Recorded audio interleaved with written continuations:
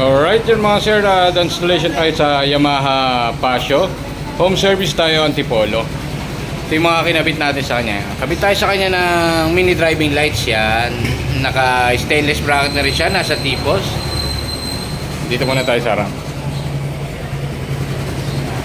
Dito natin nilagay yung switching nung sa high and low ng mini driving lights natin. Low beam natin white, yan.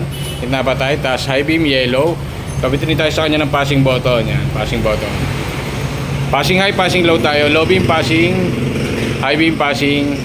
Naka dual horn setup na rin siya. Pay horn stock. Long press mo lang para sa rapid. Dito natin nilagay yung switching niya. Yan. Yan. Yung loud horn natin may kasamang combo lights yan. Long press lang rin para sa rapid. Ito naman yung isa yung sa switching nung sa dual contact underglow natin. Blue pagka nag-brake. Red. Harap likod na rin siya. Testing muna natin sa harap. Sir, pa-testing lang, papindot.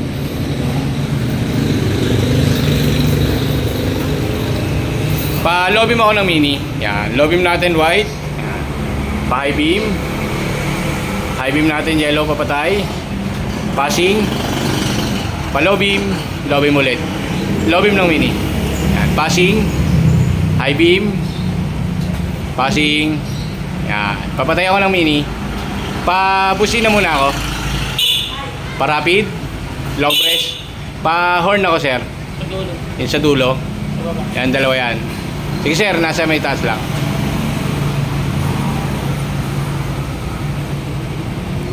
Yan, kapay mo lang sa taas.